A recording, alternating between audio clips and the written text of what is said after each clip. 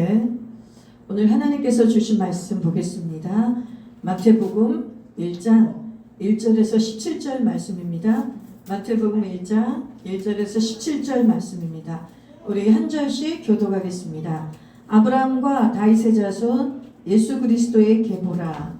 아브라함이 이삭을 낳고 이삭은 야곱을 낳고 야곱은 유다와 그의 형제를 낳고 유다는 다말에게서 베레스와 세라를 낳고 베레스는 헤스론을 낳고 헤스론은 람을 낳고 람은 아미나답을 낳고 아미나답은 나손을 낳고 나손은 살몬을 낳고 살몬은 라합에게서 보아스를 낳고 보아스는 룻에게서 오벳을 낳고 오벳은 이새를 낳고 이새는 다윗왕을 낳았느니라. 다윗은 우리아의 아내에게서 솔로몬을 낳고 솔로몬은 르호보암을 낳고 르호보암은 아비야를 낳고 아비야는 아사를 낳고 아사는 여호사밧을 낳고 여호사밧은 요람을 낳고 요람은 우시아를 낳고 우시아는 요담을 낳고 요담은 아스를 낳고 아스는 히스기야를 낳고 히스기야는 므낫세를 낳고 므낫세는 아몬을 낳고 아몬은 요시아를 낳고 바벨론으로 사로잡혀 갈 때에 요시아는 여고냐와 그의 형제들을 낳으니라. 바벨론으로 사로잡혀가는데 여호는 스라디엘을 낳고 스라디엘은 스룹바벨을 낳고 스룹바벨은 아비웃을 낳고 아비웃은 엘리야김을 낳고 엘리야김은 아소르를 낳고 아소르는 사독을 낳고 사독은 아킴을 낳고 아킴은 엘리웃을 낳고 엘리웃은 엘라사를 낳고 엘라사는 mat단을 낳고 mat단은 야곱을 낳고 야곱은 마리아의 남편 요셉을 낳았으니 마리아에게서 그리스도가 칭하는 예수가 나시니라. 17절 같이 읽읍시다. 그런즉 모든 대수가 아브라함부터 다윗까지 14대요 다윗부터 바벨론으로 사로잡혀 갈 때까지 14대요 바벨론으로 사로잡혀 간 후부터 그리스도까지 14대더라. 아멘. 예, 오늘 제목을 한번 읽어보겠습니다. 말씀 제목 시작. 구속사의 왕으로 오신 그리스도를 맞이하라. 다시 한번 시작. 구속사의 왕으로 오신 예수 그리스도를 맞이하라.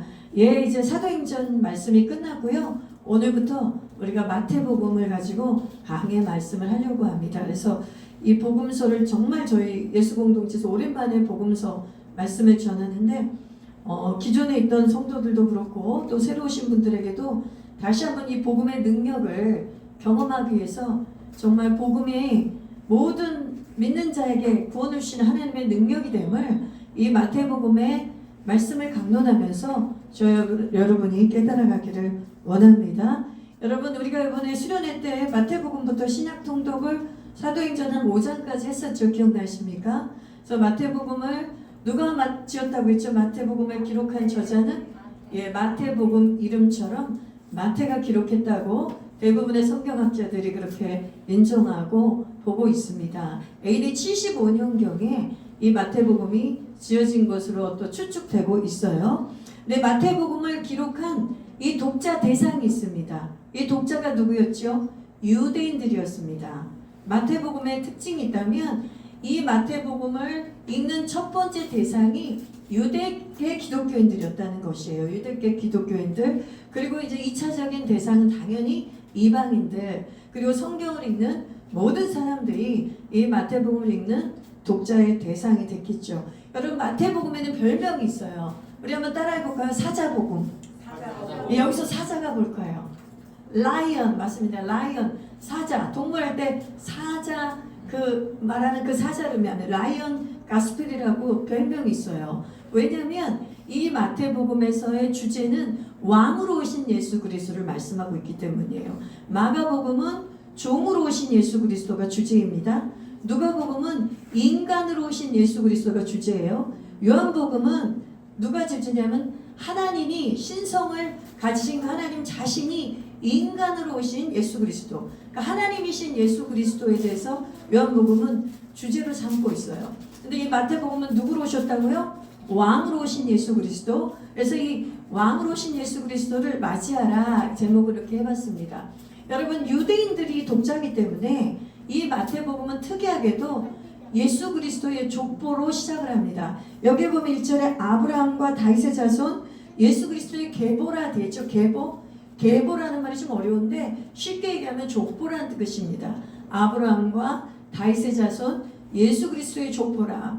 예수님을 누구의 자손이라고 딱 명명하고 있습니까? 아브라함과 다윗의 자손. 왜 그렇게 명명하고 있을까요? 이스라엘 백성에게는 오실 메시아 그리스도가 왕으로 오실 때에 반드시 아브라함의 씨로 오고 반드시 다윗의 자손으로 올 거라고 구약에 예언이 되어 있기 때문에 유대계 기독교인들에게는 이것이 너무나 중요합니다. 그래서 구속사라는 것은 뭐냐면 여러분 좀 어려운 말로 들릴 수도 있겠는데 구원의 역사예요. 여러분 역사가 영어로 뭔지 아세요? 역사가 영어로 뭐예요? 신교부자님 크게 얘기해보세요. 네, 히스토리 맞습니다. 역사는 영어로 히스토리예요. 그럼 이거를 어디에서 히스토리라는 단어가 나오냐면 his story, 그의 이야기, his story. 이게 합성돼서 history, 역사가 된 것입니다. 그러니까 이 구원의 역사, 세상 사람들은 이것을 믿든지 믿지 않든지 간에 하나님을 믿는 우리는 이 인류의 역사는 누구의 이야기인 거죠? 하나님이 써내려가는 구원의 역사 이야기라는 것이에요. 믿지 않는 세상 사람들은 세상의 역사겠죠. 고대사가 있고 중세사가 있고 근대사가 있습니다. 그러나 그거는 믿지 않는 사람들의 세계관과 가치관에서 나온 역사의 이야기고 이 성경은 히스토리, 그의 이야기, 하나님의 이야기가 구속의 역사를 펼쳐진 것이거든요. 그래서 여러분 구약을요 이스라엘 역사로 오해하면 곤란합니다. 저도 옛날에 무신론자였을 때 너무너무 따지고 물어들었어요. 왜 우리가 대한민국 사람이 왜 이스라엘의 역사를 배워야 돼? 구약의 이야기는 다 이스라엘의 역사 이야기잖아요. 그죠? 그런데 그것은 제가 무신론자고 하나님을 몰랐기 때문에 된 오해였어요. 이스라엘은 하나님이 샘플로 어떤 물건에도 가장 좋은 걸 샘플로 고르죠. 샘플로 골라서 샘플링한 국가입니다. 하나님의 선택받은 국가예요. 그래서 하나님이 이스라엘을 경영하시면서 이스라엘의 역사를 써나가시면서 하나님의 구원의 역사가 어떻게 진행된지를 쓴 게 구약의 이야기예요. 그러니까 하나님의 역사 경영 이야기가 구약인 것이지 이스라엘 역사 이야기를 우리가 민족주의자의 관점이나 이 세상의 관점으로 보면 안 됩니다. 그래서 분명히 내용은 이스라엘 역사 이야기인데 그곳에 누가 왕으로 개입하셨죠? 하나님이 왕으로 개입하셔서 세상 너희 모든 민족들아 너희가 나를 떠나서 왕 대신 하나님을 거부하고 너희가 왕 노릇하고 너희가 왕을 만들어서 살아가고 있지만 이스라엘 나라만은 내가 왕으로 자정해서 원래 하나님이 인간을 만드시고 창조하시고 인류를 설계하셨을 때 하나님이 어떻게 왕으로 당신의 백성들을 통치하는 것을 그 역사의 경영을 하나님의 경륜의 경영을 이 구약을 통해 알려주신 것이에요. 그래서 여러분이 구약을 통달하시잖아요. 여러분이 구약의 하나님을 만나시잖아요. 그러면 구원의 역사가 보입니다. 그래서 여러분의 삶에 구원의 역사도 어떻게 써졌는지 그 역사가 보이고 여러분도 이 구속사를 써나가는 주인공이 될 수가 있어요. 그래서 절대 여러분 처음 믿은 사람들이 어려우니까 우리가 신약성경부터 읽어라 소개하지만 신약성경부터 읽어가지고는 하나님의 구원의 스토리, 히스토리, 그의 역사를 도무지 이해할 수가 없어요. 근데 유대인들은 보세요. 기독교계 유대인들은 예수 그리스도로 오실 메시아로 이제 영접했지만 이들 안에 있는 성경은 오직 뭐밖에 없을까요? 구약밖에 없어요. 이들은 구약의 역사로 완전히 점철돼 있었던 사람들이거든요. 그러니까 마태가 유대계 기독교인들에게 먼저 예수 그리스도가 누구신 것을 계시하기 위해서는 구약에서 약속된 예수 그리스도 메시아가 오는 것을 알려줘야 되기 때문에 하나님이 약속하신 아브라함의 씨로 다윗의 자손으로 예수 그리스도가 인간의 족보로 오셨다는 것이죠. 여러분 참 놀라운 일이 있는데 하나님은 구속의 역사를 썼을 때 다음 주에 우리가 설교하겠지만 분명히 예수 그리스도는 성령으로 잉태되셨거든요. 남자와 여자가 잠을 자서 남자와 여자가 합성해서 수족난을 이루어서 아기가 탄생된 게 아니라 예수 그리스도는 성령으로 잉태되었지만 여자의 뱃속을 통해 왔어요. 다시 말하면 인간의 족보를 통해 왔다는 거예요. 예수 그리스도가 인간의 역사 속에 오신 것이 구속사의 핵심이에요. 그래서 하나님이 태초로부터 구속의 역사를 써나가다가 예수 그리스도가 이 땅에 여자의 몸을 통해서 인간으로 오신 이 역사는 구속사의 정점입니다. 구속사의 정점이에요. 이 정점을 첫 선포를 어떻게 하는 것이죠? 마태가 바로 아브라함과 다윗의 자손 예수 그리스도의 계보라고 얘기합니다. 여러분, 유대인들에게 다윗이 얼마나 중요했던지 마태복음에서는 예수님이 다윗의 자손이라는 것이 10번이나 반복됩니다. 다른 세 복음서에서는 이런 말이 없어요. 그리고 마태복음에 10번이나 반복되는 인용 구절이 있어요. 그게 뭐냐면 이런 말씀이 나옵니다. 이는 선지자로 말씀하신 바를 이루려 하심이라. 다시 따라 봅시다. 여러분, 이는 선지자로 말씀하신 바를 이루려 하심이라. 다시 말하면 너희들이 그렇게 신봉하는 구약의 예언서, 선지자들이 예언하신 예수 그리스도가 바로 왕으로 오신 다윗의 자손, 아브라함의 자손 예수 그리스도라는 걸 지금 천명하는 것이죠. 여러분, 그리스도의 뜻이 무엇인지 아십니까? 아멘. 뭐라고 그랬죠? 누가 얘기했어? 보내심을 받은 자가 아닙니다. 땡입니다. 제가 잘못 들었습니다. 보내심을 받은 자가 아니라 기름 부음을 받은 자. 그래서 내가 받은 자란 것만 들어가지고 아멘 그랬는데, 보내심을 받은 자란 뜻은 사도입니다. 사도. 사도고요. 기름 부음을 받은 자가 그리스도입니다. 말씀에 집중하십시오. 기름 부음을 받은 자는 그리스도예요. 그래서 기름 부음을 받은 자가 헬라어로는 그리스도고 히브리어는 메시아입니다. 그래서 메시아가 그리스도고 그리스도가 메시아인 것입니다. 그래서 여기 바로 처음에 아브라함과 다윗의 자손 예수 그리스도의 계보라, 예수님의 이름 속의 정체성을 딱 얘기해 주잖아요. 바로 그리스도가 오셨다는 거예요. 구약의 메시아, 너희들이 기다리는 그 왕이 오셨다는 거예요. 그 다음에 예수는 뭐예요? 너희 백성을 죄에서 구원할 자라는 뜻이거든요. 그러니까 예수 그리스도 이름에서 예수 그리스도가 오신 목적이 다 나와 있는 거죠. 이 땅에 기름 부음 받은 자로 왕으로 오셔서 예수 그리스도께서 이 땅에 구원자로 오시는 것을 예수 그리스도 이름 안에 다 포함되어 있는 거죠. 그런데 이 족보를 얘기하면서 이분이 바로 하나님의 구원의 역사를 타고 오셨다는 것을 여러분 강조하고 있습니다. 그래서 예언의 성취로 오신 예수 그리스도를 지금 마태가 계속해서 말씀해주고 있어요. 여러분, 이 신약, 이 모든 성경은요, 주인공이 바로 예수 그리스도인 것을 믿으십니까? 모든 구약과 신약의 성경의 주제가, 그 계시의 주제가 예수 그리스도인 것을 믿으세요? 그래서 예수 그리스도는 하나님의 가장 특별한 계시가 바로 예수 그리스도세요. 아까도 얘기했듯이 구속사의 정점이 예수 그리스도이십니다. 근데 예수 그리스도가 이 땅에 오셔서 그걸 직접 증거하셨어요. 요한복음 5장 39절의 말씀 한번 읽어보겠습니다. 같이 큰 소리로 읽어볼까요? 시작. 너희가 성경에서 영생을 얻는 줄 생각하고 성경을 상고하거니와 이 성경이 곧 내게 대하여 증언하는 것이니라. 그래서 예수님이 직접 하신 말씀입니다. 너희들이 읽는 성경 속에서 너는 구원을 받을 줄 알아서 성경을 늘 읽고 묵상하고 외우는데 그 성경에 대한 얘기는 곧 누구에 대한 얘기다? 예수, 나에 대한 얘기다 하고 예수님 얘기합니다. 그래서 성경은 무슨 성경을 말할까요? 유대인들이 그렇게 읽고 묵상하던 구약 성경을 의미합니다.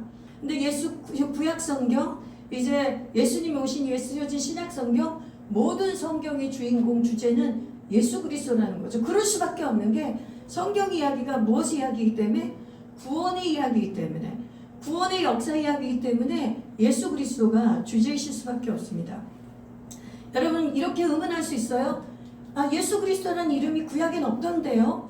성경에 예수님에 대한 이야기가 뭐가 많이 나왔나요? 우리가 그렇게 반문해 볼 수 있어요. 우리가 사복음서나 신약성경 서신서에서는 예수님이라는 이름이 끊임없이 나오지 않습니까? 근데 구약에는 예수 그리스도라는 이름이 나오거나 예수 그리스도에 대해서 직접적으로 증언하는 것이 없어 보이잖아요. 여러분, 그렇지 않습니다. 여러분이 구약을 이제 성령의 은혜로 지혜로 읽게 되면 구약에 나와 있는 예수 그리스도가 너무나 많이 계시된 걸 알게 됩니다.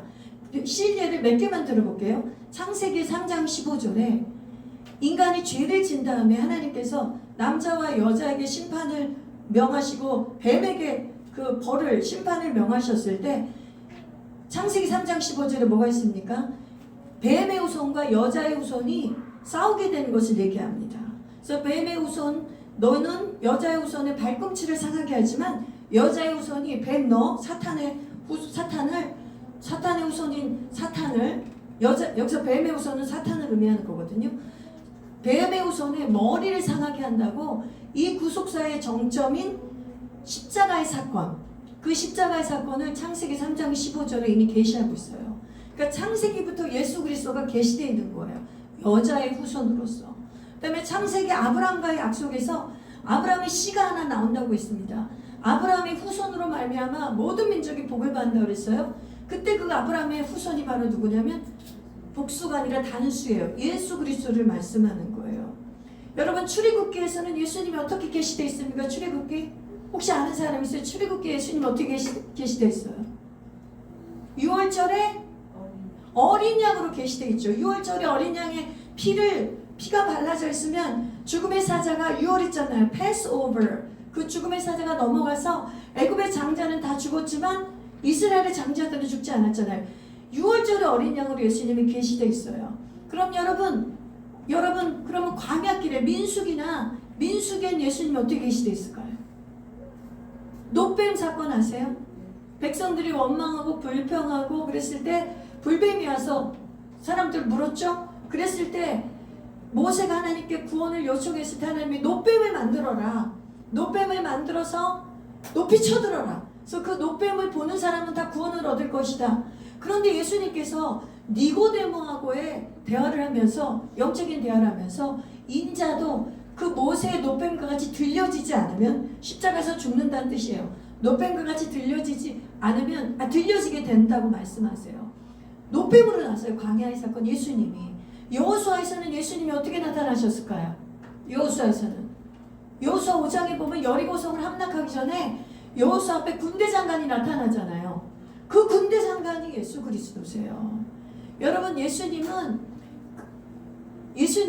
이름만 나타나지 않으셨지 예수 그리스도는 구약에서도 계속해서 이걸 열거하자면 한두 끝도 없습니다. 사사기에서는 사사의 모습으로 예수님이 나타났고 사무엘 상하에서는 예수님이 왕으로 나타나 주셨고 왕으로 직접 이스라엘 백성을 통치하는 왕의 모습으로 계시해 주셨고 그리고 잠언서에는 예수님이 어떻게 나왔어요?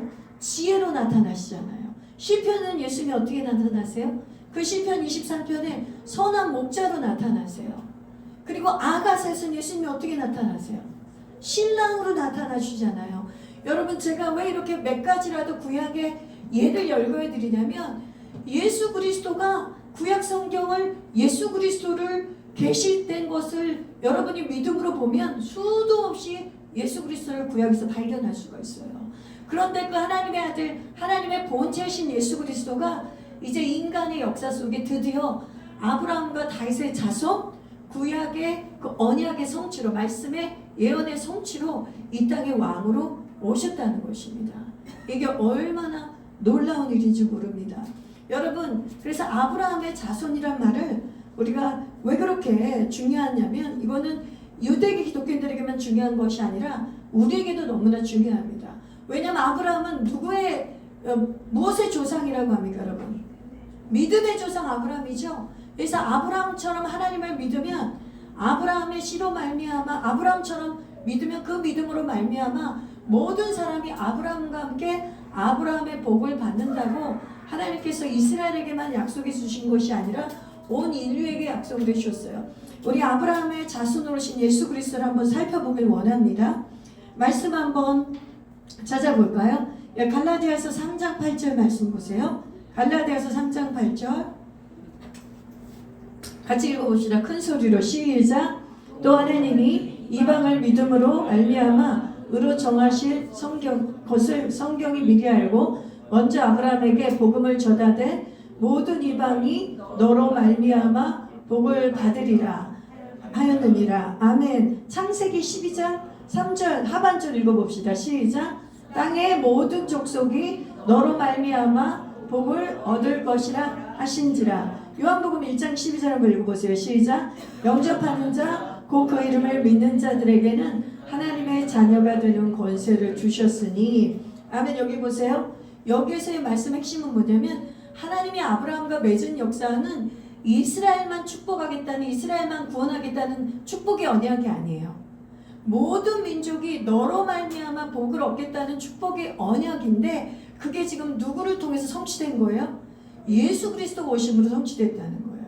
여러분 다시 한번 말씀 그 앞절 갈라디아 3장 8절 열어주세요. 여기에 보면 참 이상한 말이죠. 여기 보세요. 하나님이 이방을 믿음으로 말미암아 의로 정하실 것을 성경이 미리 알고 먼저 아브라함에게 복음을 전하되.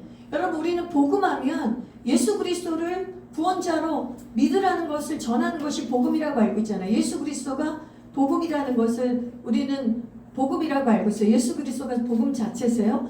그런데 성경은 하나님이 아브라함에게 복음을 이미 전했다고 말씀하고 계세요. 그런데 창세기 15장 6절에 보면 하나님이 이렇게 말씀하세요. 아브라함이 여호와를 믿으니 여호와께서 그 이를 그의 의로 여기셨다. 그러니까 아브라함이 구원을 얻은 것은 행위로 구원을 얻은 것이 아니라 뭘로 구원을 얻은 것이죠? 믿음으로 구원을 얻은 것이에요. 근데 보세요. 예수 그리스도가 구약에는 아직 나타나지 않았지만 예수 그리스도가 아브라함에게 이미 하나님은 믿음 안에서 예수 그리스도의 그 복음이 아브라함에게 들어간 거예요. 아직 예수 그리스도가 이 땅에 오지 않으셨지만. 그래서 하나님을 믿음으로 하나님이 하신 약속의 말씀을 믿음으로 말미암아 하나님은 아브라함을 의롭다고 여기셨어요. 그래서 아브라함처럼 그렇게 하나님의 말씀을 믿는 그 복음을 받아들인 그 이후에 신약시대 우리들은 이방인들은 누구를 받아들이는 거예요? 하나님이 이 땅에 구원자로 보내신 예수 그리스도를 믿음으로 받아들이면 이 아브라함의 복이 그대로 임한다는 거예요. 그래서 이렇게 나 있잖아요. 이방을 믿음으로 말미암아 의로 정하실 것을 성경이 미리 알고. 그러니까 하나님의 어젠다에는 아브라함을 믿음으로 의롭게 여기신 그 하나님께서 올 모든 세대들에게도 동일하게 예수 그리스도를 보내주심으로 그 예수 그리스도를 믿으면 그 믿음으로 말미암아 의롭다고 여기실 것을 정하셨다는 것이죠. 다시 말하면 구원받은 하나님의 자녀로 의로 여기셨다는 것은 구원받은 하나님의 자녀로 여겨주겠다는 거예요. 그래서 아브라함의 자손이 된다는 것은 뭐냐면 다시 그 다음 거 읽으세요. 그 다음 다시 영어로 한번 읽어볼까요? sonship. 읽어봅시다. sonship. 아들됨, 자녀됨의 뜻이에요. 그래서 아브라함의 우리가 믿음의 조상과 같이 하나님을 믿고 예수 그리스도를 믿음으로 자녀가 되면 모든 족속이 아브라함으로 말미암아 복을 얻는다는 게 뭐냐면 이제 하나님의 자녀됨의 복을 얻는다는 거예요. sonship의 축복을 갖는다는 거죠. 그게 이제 요한복음 1장 12절에 이렇게 하나님이 계시해 놓으셨어요. 여기서 영접하는 자 곧 그 이름을 믿는 자들이 뭐예요? 영접은 누구를 영접한다는 거예요? 그 이름은 누구죠? 예수 그리스도를 영접한다는 거죠. 예수 그리스도를 영접하면 이제 하나님의 자녀가 되는 권세를 주셨는데 그게 바로 하나님이 이미 창세기부터 계시해 놓은 sonship, 자녀됨의 축복을 주신다는 것이죠. 그게 지금 우리에게 임해 있다는 거예요. 그래서 이 복음서를 처음 쓸 때에 유대계 기독교인들 뿐만 아니라 믿는 우리 모든 자들에게 아브라함의 자손, 다윗의 자손을 하나님이 이렇게 강조를 하시는 거예요. 여러분 이것이 여러분이 진짜 가장 기초적인 교리지만 여러분이 이거를 정말로 마음속에 온전하게 자신의 sonship이 나는 진짜 자녀됨이 이러한 구원의 역사 속에서 왔구나. 내가 예수를 믿은 이 사건이 우연히 믿은 사건이 아니라 하나님이 정말 에베소서 1장에 나온 것처럼 창세전부터 하나님의 구원 경영 중에 나는 이 구원의 역사 속에 내가 예수를 아브라함의 자손 예수 그리스도를 믿음으로 나도 믿음의 조상 아브라함과 같은 복을 받게 됐다는 걸 여러분이 믿으시길 바랍니다. 그래서 이 자녀됨의 권세, 이 sonship의 권세가 너무나 중요한 거예요. 그래서 복음을 받아들였는데 이 sonship이 정리가 안 되잖아요. 자녀됨이 정리가 아니잖아요. 내가 아브라함이 받는 복을 받는다는 복이 내 안에 임했다는 것이 정리가 안 되면 우리는 하나님을 예수 그리스도를 주인으로 삼는 삶을 살지 못합니다. 예수를 믿었지만 복음 안에 들어온 게 아니에요. 내가 예수를 믿는다고 하지만 교회를 다녔지만 내가 아브라함의 자손의 복을 받는 이 sonship을 가진 자구나 자녀됨을 가진 자, 자녀됨의 권세가 있다는 걸 깨닫지 못하면 우리는 계속 내가 주인 되는 삶을 삽니다. 여러분 아브라함의 복이 뭐예요? 아브라함의 복이 너무 막연하죠. 아브라함의 복이 뭐예요? 창세기 12장 1절 3절에 있는 아브라함의 복이 뭐예요? 본토 친척 아비 집을 떠나 너희가 이제 네가 섬겼던 모든 것을 떠나 네가 의지했던 것을 모든 것을 떠나 하나님을 예배하는 삶, 하나님을 주인 되게 하는 삶을 네가 살며 다시 말하면 믿음의 삶을 살면 내가 내 이름을 창대케 하고 너에게 큰 나라를 이루게 할 것이며 너가 복의 근원이 된다고 말씀하셨어요. 이게 아브라함의 복이에요. 믿으십니까? 그런데 예수 그리스도를 믿음으로 아브라함의 자손이 된 믿음의 조상인 아브라함의 자손이 된 우리들도 똑같이 이 아브라함의 복을 받아야 된다는 거예요. 그러면 뭐예요? 본토 친척 아비 집을 떠나야 되겠죠? 내가 섬겼던 우리가 요즘 한 달, 두 달 동안에 계속 불렀던 찬양이 뭐예요? 내가 주인 삼은 모든 것 내려놓고 내 주 대신 주 앞에 나가. 여기서 주인이라는 게 3번 나와요. 내가 주인 삼은 모든 것 내려놓고 내 주 대신 주 앞에 나가. 아브라함이 한 일이 뭐냐면 자신의 삶의 주인이 많았어요. 아브라함의 아버지는 우상을 만드는 자였어요. 데라는 당연히 우상 숭배했겠죠. 아브라함의 집안은 아브라함도 우상 숭배했겠죠. 아브라함이 자기가 주인 삼았던 모든 우상을 내려놓은 거예요. 자신도 우리도 자기 자신이 우상이 될 수 있는 거 아시죠? 여러분이 무신론자면 신을 믿지 않았었다면 사람들은 자기를 믿어요. 이 땅에 믿는 것이 반드시 있어요. 보이는 종교적인 신을 믿지 않아도 인간은 반드시 뭔가를 주인 삼아 살게 돼 있거든요. 그런데 하나님이 주신 아브라함의 복은 뭐냐면 이 너희가 주인 됨을 이 주권을 누구한테 넘기는 거예요? 하나님께 넘기는 거예요. 아브라함은 이 주인된 권리를 이제 모든 우상을 내려놓고 하나님이 나의 주인이십니다 고백하는 믿음의 삶을 출발한 거예요. 그럼 네가 이것을 끝까지 살아내면 네가 나를 믿음으로 말미암아 너를 의롭게 여길 뿐만 아니라 너는 반드시 복을 받을 기고 You will be a blessing. 네가 축복이 될 건데 너만 복 받는 게 아니라 너처럼 나를 믿는 모든 그 아브라함의 복을 같이 받을 자들의 복의 근원이 된다는 거예요. You will be a blessing. 그래서 아브라함의 이 부르심은 너무나 위대한 부르심인 거예요. 이스라엘 사람들만 위한 부르심이 아니에요.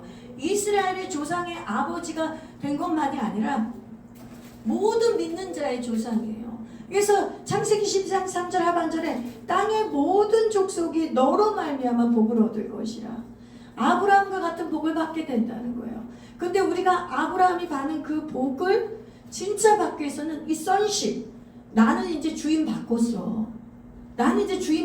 내 삶은 이제 어떤 우리 집에 믿었던 불교 부처가 내 주인이 아니야. 내 돈이 내 주인이 아니야. 내가 추구했던 삶의 성취가 내 주인이 아니야. 내 자신이 주인이 아니야. 나의 주인은 이제 하나님이셔. 나의 주인은 예수 그리스도셔. 이 땅에 나의 구원자로 오신 예수 그리스도이셔. 이렇게 고백하는 거예요. 여러분, 제가 이번에 8월 달에 한 3사람을 예수님을 영접시켰어요. 예수님을 영접시킨 일은 너무나 중요해요. 수련회 가서 2분을 영접시켰고, 이번에 그 국제대안학교 에젤기도면 가서 무당만 쫓아다니던 어떤 여자분을 예수님을 영접시켰어요. 제가 그분이 무당만 쫓아가기 때문에 어렸을 때 추적해 봤더니 알고 봤더니 교회를 1학년부터 6학년까지 다녔더라고요. 당연히 예수님은 안 믿었고 친구 따라 그냥 강남 가듯이 간 거예요. 근데 무당만 쫓아다닌 거예요. 근데 이 사람이 내 옆에 앉았어요. 그래서 제가 그날 그 기도 모임을 향해서 전하려는 말씀을 하나님이 이 새로운 이 자매 때문에 말씀을 다 바꿨어요. 그래서 완전히 복음을 전하는 완전히 복음 핵심 십자가의 복음과 부활만 전하는 말씀을 바꿔서 말씀을 전했는데 이 자매가 내 옆에 앉았기 때문에 이 자매 눈이 안 보여요. 제가 아이 컨택을 하고 싶어도. 그런데 내 영이 다 느껴져요. 이 자매에게 복음이 진짜 이 말씀이 이 자매의 심령을 뚫고 계속 들어가는 게 느껴지는 거예요. 그래서 이제 말씀을 다 끝난 다음에 이 자매를 위해서 제일 먼저 대언 기도를 해줬어요. 근데 하나님이 저에게 지식의 은사가 임했기 때문에 이 자매를 위해서 예언 기도를 해주는데 하나님이 이렇게 해서 성령의 나타남의 역사가 이렇게 중요해요. 이 자매가 복음을 분명히 제가 말씀을 전할 때 이 영이 다 받아들였지만 이 은사가 성령이 나타났기 때문에 딱 하나님 앞에 꿇더라고요. 제가 뭐라 그랬냐면 제 입에서 난 이 자매가 뭐한 사람인지도 몰라요. 나중에 알았는데 너는 미래에 대한 걱정이 너무나 많구나. 너는 미래가 너무나 궁금하고 너는 미래가 너무나 걱정이 되고 너무 불안해서 그걸 알지 않으면 견딜 수 없는 마음이 있구나. 그랬더니 막 이 자매가 막 고개를 끄덕끄덕끄덕 하는 거예요. 왜냐면 자기 속을 다 얘기했으니까. 그런데 너의 주인은 나야. 그동안 네가 너의 주인이 하나님인 거 나인 거를 몰라서 네가 그렇게 헤맸던 거야. 이제 네가 너의 주인이 나라는 것을 너를 영접하면, 나의 아들 예수 그리스도가 너를 십자가에 죽으시고 부활한 걸 영접하면 내가 너의 아버지가 되어주고 너는 나의 자녀가 될 거야. 여기까지 제가 대언 기도를 했어요. 그런 다음에 성령님이 제 안에 마음을 주시더라고요. 뭐냐면 이 딸이 마음이 다 열렸으니까 빨리 기도를 멈추고 영접 기도를 시키라는 거예요. 그래서 성령의 음성을 듣고 즉시 멈춘 다음에 자매님, 주님이 자매님이 제가 아까 말씀드린 복음과 지금 제가 기도한 내용을 듣고 다 자매님이 수긍하시고 받아들인다고 하는데 맞으십니까? 그랬더니 맞다는 거예요. 그러면 제가 지금 자매님이 예수 그리스도를 자매님의 구원자로 구주로 영접하는 것을 도와드릴 테니까 받으시겠습니까? 받겠다는 거예요. 왜냐하면 저는 반드시 마음이 열린 사람은 영접 기도를 시켜요. 왜? 요한복음 1장 12절에 약속의 말씀 있잖아요. 영접하는 자, 그 이름을 믿는 자들에게는 하나님의 자녀가 되는 권세를 주셨으니 그날 거듭나기로 중생하기로 예비된 영혼이기 때문에 그 즉시 영접 기도를 도와줘야 돼요. 여러분, 영접 기도가 결코 작은 것이 아닙니다. 그래서 그 자매가 영접 기도를 따라하고 예수 그리스도를 구주로 영접했어요. 아주 간단한 기도지만 주님, 저는 죄인입니다. 제가 그동안 내가 주인 돼 살았습니다. 하나님을 몰랐습니다. 그러나 오늘 복음을 들으니 하나님의 아들 예수 그리스도께서 날 위해 죽으시고 부활하심을 제가 믿습니다. 이제 내 삶의 주인은 하나님이십니다. 예수 그리스도이십니다. 구주로 영접합니다. 내 삶을 인도해 주십시오. 이 짧은 기도지만 이 영의 세계는 무서운 것입니다. 그날 이 영접 기도를 따라한 순간 그 딸은 어떻게 되는 것이죠? 태어나는 것이에요. 응애하고 태어나는 것이에요. 그리고 성령님의 인도하심을 받아 이제 교회도 정하고 말씀도 읽게 되고 이제 믿음의 생활을 시작하는 거예요. 그러니까 작은 일이 아닌 거예요. 예수 그리스도를 그 이름을 영접하는 그 순간은 마치 아브라함이 본토 친척 아비 집을 떠나 주인 바꾼 삶하고 똑같은 거예요. 믿으십니까? 믿으십니까? 아멘. 그러면 하나님은 아브라함에게 줬던 복을 모든 믿는 자, 자녀된 sonship을 가진 자들에게 이 복을 모든 자에게 이미 약속해 주었어요. 성경이 이미 그것을 예정했다고 그랬어요. 그런데 이제 그 복을 받고 안 받고는 누구의 이제 책임이죠? 내가 주인을 바꿔서 그 주인을 따라가는 나의 태도예요. 나의 믿음의 여정이에요. 이 믿음의 경주는 응애하고 태어난 중생의 그 순간부터 하나님이 나를 육신의 장막을 벗고 내 육신의 생명이 끝나서 하나님의 나라에 가는 그날까지 믿음의 경주는 계속되는 거예요. 그럼 이제는 여러분이 어떻게 된 거죠? 예수를 받아들이고 sonship을 가진 여러분은 구속사에 이제 참여하게 된 거예요. 오늘 아브라함과 다윗의 자손 예수 그리스도의 족보 속에 여러분도 이 족보 속에 이제 들어와서 이 구속의 역사를 써내려가는 거예요. 여러분이 자녀가 되기 때문에. 그래서 여러분을 통해서 이제 이 아브라함의 자손에 갖는 이 복을 누군가에게 또 이 복음을 전달하면서 그에게도 아브라함의 자손이 갖는 복을 받을 수 있도록 복의 통로가 되는 게 이제 구속사의 주인공이 되는 거예요. 여러분, 제가 여러분 다 아는 이 기초적인 이야기를 왜 이렇게 장황하게 하는 것 같이 보이시나요? 장황한 게 아니에요. 죽도록 이 말씀을 들어야 돼요. 우리의 뼛속까지 새겨야 돼요. 내가 이미 알고 있는 말씀이어도 나는 구속사에 이미 편입한 예수 그리스도의 구속 역사의 족보에 이미 편입된 사람이구나. 나는 이 하나님의 은혜를 받은 사람이구나. 나는 이 말씀의 법에 따라 살아가는 사람이구나. 그리고 내가 하나님의 이 자녀됨을 나는 누리고 있구나. 이것을 여러분이 완전히 각인하셔야 됩니다. 여러분, 이 세상에는 우리는 살고 있는 것이 대한민국밖에 아니니까 우리의 눈이 너무나 좁아요. 우리 눈이 너무 좁아서 이 세상이 얼마나 험악하고 우리가 얼마나 부유하고 영혼 육간에 부유한 환경에 사는지 모릅니다. 여러분, 저는 유튜브를 통해서 이 세계 돌아가는 걸 많이 보거든요. 기후변화뿐만 아니라 이 세상에 일어나는 일들이 너무나 많아요. 그런데 보면은 여러분, 어제는 물 부족 현상, 이 지구의 물 부족 현상에 대한 그 다큐를 봤는데 정말 무시무시하더라고요. 여러분, 30개 나라가 물이 부족해서 분쟁을 하고 있어요. 10명 중에, 지구 10명 중에 2명은 물 부족을 느끼면서 고통을 받고 있어요. 우리는 물이 너무나 넘쳐나니까 전혀 모르죠. 그러나 중동이나 아프리카나 중국이나 중국 내륙이나 물 부족 현상이 너무나 많아요. 그건 2030년, 40년이 되면 더 험악해진대요. 그래서 마지막 때의 전쟁은 식량 전쟁 아닌 물 전쟁으로 끝난다는 말이 있잖아요. 왜냐하면 지구는 점점 환경이 열악해지고 이 지구 온난화와 이 기후 변화로 지구는 지구적 재난의 수준으로 가고 있는데, 여러분 이 나라 중에 우리는 이 진짜 우리가 갖고 있는 영적인 부유함과 육체가 우리가 경제도 누린 풍요함은 너무나 큰 거예요. 왜 이런 은혜를 누리게 됐냐면 우리 조상들이 구속사에 편입했기 때문이에요. 여러분 우리나라도 5,000년 역사 속에 하나님의 자녀되지 않았을 때는 샤머니즘과 무속과 불교 속에 있을 때 가난해도 이렇게 가난한 나라가 없었어요. 그래서 아펜젤러나 언더우드나 우리나라의 초창기 선교사들이 뭐라 그랬냐면 조선에 대해서 그릴 때 여기는 너무나 암흑입니다. 너무나 흑암의 땅입니다. 사람들은 게으릅니다. 일하지 않습니다. 여자들은 양반들은 축첩을 쌓고 술 먹고 아편을 하고 화투를 치고, 우리나라 사람들이 지금은 사람들이 우리 국뽕이 돼가지고 이제 우리나라가 10대 열강 중에 10대 경제권은 10이고, 그리고 우리나라가 다른 나라를 도와주는 순위도 15위랍니다. 굉장한 거 아닙니까? 거의 선진국의 반열에 276개 국가 중에 우리나라가 경제력이 10위예요. 10위. 군사력은 거의 7위예요. 7위. 우리나라 군사력이.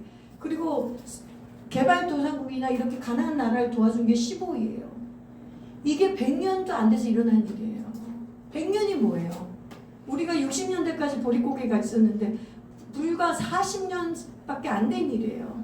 근데 이 일이 어떻게 일어났냐는 거예요, 여러분. 어느 날 갑자기 한강의 기적은요, 한강의 기적은 우리가 잘 살아보세 새마을운동하고 열심히 일해서 살아난 것 같지만 그 이면에는 구속의 역사에 편입했기 때문에 이 나라가, 믿으십니까? 구속의 역사에 편입해서 우리가 이 선십을 누리게 됐기 때문에 하나님이 아브라함의 자손이 갖는 복을 지금 우리가 갖는 거예요. 우리 지금 아버지 때 우리 어머니 때는 죽도록 고생했습니다. 우리처럼 이런 복을 못 누리다가 경제만 발전시키고 나라만 발전시키고 다 돌아가셨어요. 실제로 이 나라의 수혜와 복을 누리는 건 누구예요? 우리예요. 그게 뭐냐면 우리 조상들이 일제시대 때나 유교를 겪을 때나 이 믿음을 내려놓지 않고 죽고 살기로 이 주권, 하나님의 주권을 하나님께 맡기고, 하나님 이 나라는 돈도 없습니다. 지하자원, 북한에나 지하자원이지 남한에 지하자원 하나도 없었어요. 우리 남한에 있었던 건 인간밖에 없어요. 박정희 대통령 때만 해도 독일에 가서 구걸을 했어요. 돈 빌리려고.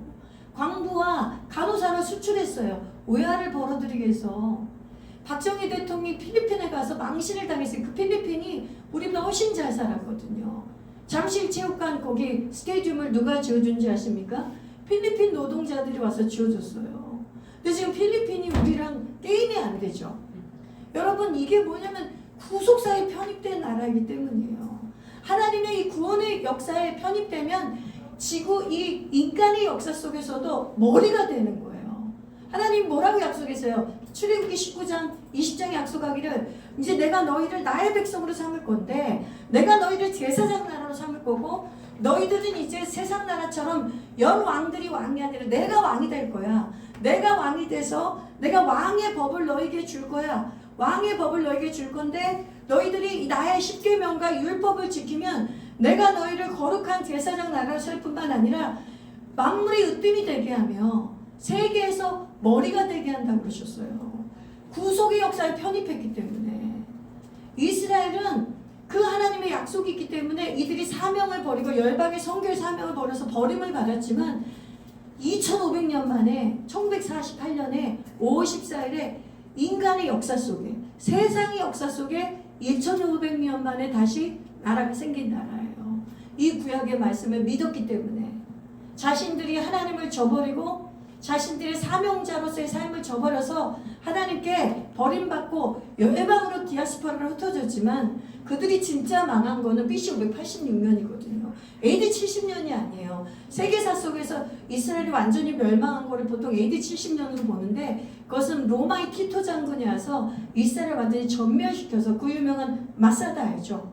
그 남은 마지막 그 이스라엘 사람들이 그 자결한 거, 집단 자살한 걸로 이스라엘의 그 전쟁이 끝난 그 비극의 역사, AD 70년 로마 티토 장군이어서 멸절한 그 사건을 보지만 실제로 나라의 국권을 잃어버린 것은 BC 586년 바벨론의 왕이 와서 이 나라를 다 성전을 파괴하고 불태워버리고 이스라엘 국권은 상실됐어요. 그래서 1948년 5월 14일 이스라엘이 건국된 건 뭐냐면 2500년 만에. 여러분 믿어지십니까? 지구의 역사 속에 세계사 속에 어느 나라도 2500년 동안 언어가 존속되고 문화가 존속되고 종교가 존속돼서 살아남은 민족은 없습니다. 모든 민족은 100년이면 동화됩니다. 미국으로 이주하거나 러시아로 이주하거나 중국으로 이주하면 100년이면 3대가 지나가면 언어를 까먹고 문화를 다 까먹게 돼 있어요. 근데 오직 모든 민족 중에 이스라엘 민족만 2500년 동안 히브리어를 유지했어요. 고대 히브리어를. 그게 뭐의 그 능력이라고 생각하세요? 이 구약의 성경을 그대로 계속 외우고 읽고 구약의 성경을 유지했기 때문에 그 말씀을 따랐기 때문에 고대 히브리어를 유지했어요. 그래서 많은 역사가들이 오늘 왜 이스라엘 얘기 하나님께 풀게 하신지 모르겠는데 여러분 고대 사람들이 이스라엘이 막상 건국이 됐어도 저 언어가 정리되려면 굉장히 수십 년이 걸리고 혼란될 거라고 생각했어요. 근데 그렇지 않았어요. 이스라엘이 전 세계에서 오지 않았겠습니까? 디아스포라 유대인들이 이스라엘로 나라가 건국됐을 때 돌아왔을 때 현대 히브리어를 하나님은 어떤 학자를 통해 미리 다 만들어 놓게 하셨고 수년 내에 히브리어가 해결됐다 합니다. 그들이 약간씩 유럽에서 했던 히브리어, 아프리카에서 했던 히브리어, 중국에서 했던 히브리어, 남미에서 왔던 히브리어가 다 조금씩 달랐지만 이들이 한 성경을 갖고 고대 히브리어를 하고 있었기 때문에 현대 히브리어를 만들자마자 국가가 생기고 3, 4년 만에 언어 문제는 사라져버렸대요. 여러분 이 놀라운 역사가 뭐냐면 이 아브라함의 자손으로 유대인들이 갖는 하나님의 그 특권이고 축복이에요. 근데 여러분 유대인들만 이런 복을 받는 게 아니라 하나님은 모든 민족에게 모든 족속에게 이 복을 주시겠다고 약속하신 거예요. 그런데 놀랍게도 대한민국이 거기에 구속사에 편승한 거예요. 이 작고 작은 고요하고 조용한 아침의 나라 어느 누구도 거들떠보지 않았던 나라 900회 이상을 방어 전쟁만 했던 나라 우리가 스스로 침략한 때는 광개토대왕 때밖에 없다고 합니다. 역사 속에 광개토대왕 때밖에 없대요. 만주까지 진격해 들어가고 공격전쟁으로 하고 그거밖에 없고 900회 이상의 우리나라는 방어전쟁 중국이 정권이 바뀔 때마다 몽골로 될 때마다 뭐 청나라 될 때마다 명나라 될 때마다 중국의 왕조가 바뀔 때마다 그들이 원정 전쟁을 오잖아요. 북쪽에서는 중국 족속이 내려오고 남쪽에서는 일본이 치고 들어오는 이러한 전쟁의 틈바구니에서 하나님은 우리를 멸절시키지 않고 5,000년을 버티게 해주셨어요. 기적 아닙니까? 마지막 때에 이 구속의 역사에 우리를 편입해 주시려고 우리나라처럼 복음이 동아시아에 우리보다 훨씬 더 먼저 들어가서 중국이나 일본이나 뭐 베트남이나 미얀마나 그쪽이 유럽이랑 훨씬 가깝지 않습니까? 그래서 이 복음의 역사로는 그들이 훨씬 더 먼저 들어갔습니다. 근데 우리나라는 1800년대에 복음이 들어왔는데 이 나라에는 130년, 150년도 안 돼서 이런 놀라운 하나님을 믿는 백성이 이렇게 많은 나라가 된 거예요. 이 구속사에 편승한 백성들이 이 나라에 많기 때문에 이 나라가 복을 받은 거예요. 여러분 믿으십니까? 믿으시길 바랍니다. 개인이나 가문이나 민족이나 이 구원의 역사 속에 편승이 되어서 sonship, 하나님의 자녀됨을 누리는 자만이 하나님의 자녀가 된 자에게 임하는 복이에요. 여러분 오늘은 그 다음 구절을 하지도 못하겠네요. 다윗의 자손은 다음 주에 전하도록 하겠습니다. 그래서 여러분 오늘 이 말씀이 복음을 처음 듣는 분들이나 이미 복음을 알고 있는 여러분들도 이 sonship이 여러분이 갖고 있는 이 자녀됨이 이 자녀의 권세가 얼마나 놀라운지를 붙잡으시길 바랍니다. 믿으시길 바랍니다. 그래서 절대로 이 sonship만 하면 된다는 것을 믿으세요. 이 자녀됨만 하면 다 된다는 것을 믿으셔야 돼요. 이 자녀됨을 버려버리고 다른 것에 기웃거리면 되는 거 하나도 없습니다. 여러분 그거 명심하세요. 이 내 sonship을 박차버리고 예수님을 오래 믿었어도 별거 없더라. 내가 예수 믿고 아브라함의 자손이 되는데 내가 복을 받은 게 뭐가 있냐. 여러분 절대로 그렇게 원망하고 불평하시면 안 돼요. 우리 구원의 복을 받았어요.